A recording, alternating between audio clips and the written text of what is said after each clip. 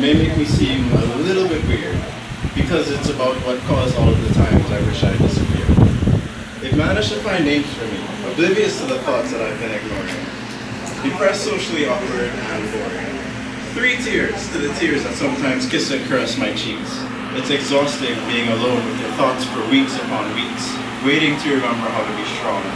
In a world where vulnerability seemingly has no place in the grand scheme of things, where instead of wanting to see each other fly, we clip each other's wings, erecting fortresses and strongholds to safeguard our hearts. But if home is where the heart is, the vagrant population right now will top the charts. Oblivious of how to use our hearts and how to feel, where to make ends meet, the logical solution is to sell and steal. We're no better off than those I see sleeping outside the bank, dreaming of the money they'll never have. In a world of the too easily offended, where new taboos are created daily and portrayed synonymously with blasphemy, we are more than just X and Y chromosomes, 0 and 1 binary. The world isn't just black and white, that's why our brains are made of gray matter. No preemptive care for the man going home to a wife to batter. Failing daily to see the 50 shades of gray between black and white. No thought or foresight. No thought or foresight for the demons we are forced to hide within. Replying with, I could, fighting a good fight with brethren. Plagued with thoughts stemming from events unaddressed for years. Fruit left to rot and ferment in the mason jars of our minds. Now we're drunk with rage and confusion. From events allowed to be developed under the lens of a mind not developed enough to scope. We're seeing more and more people hanging from a rope. Ripples turn to waves and tsunamis in the minds of the emotionally neglected. And the first thing they want to say, it was so unexpected. But they don't see it, and they don't care.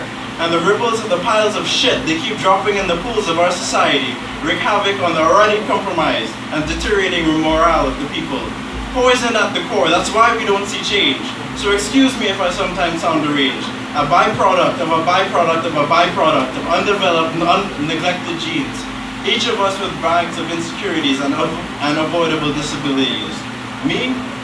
I procrastinate in the hopes that the world will someday be a place worth giving my all. I do it daily in the panic-inducing anxiety whenever I think of telling strangers hi. Hi, by the way. It's a lot easier when I can be impersonal with my attention divided, when I don't have to worry about being betrayed by those in which I've confided. Sometimes, my persona exudes profane perceptions of ghost pepper-laced, lip-blistering, sour-head, lip-puckering, pestering self-doubt. But I bear with the burden to keep myself humble. Maybe a bit too much, as my words often come out in a mumble. As thoughts now as disjointed and as a rhyming scheme and rhythm in this piece of prose, in a mad search for the river that hardly ever flows, scattered through my brain.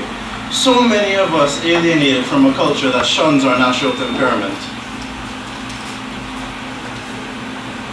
If only they could see the tenderness behind the hard hide made reptilian and scaly by years of mutated DNA and lashes to the mind. The dark places where we don't even know what we'll find. We don't know who we are anymore, and we don't ask. If only they could see the smile that could stop wars, instead of forfeiting the lives of others before they even have the chance to smile. We're united in suffering, so where is our solidarity? Where is the brotherhood and kinship that should be governing our morality? When did we get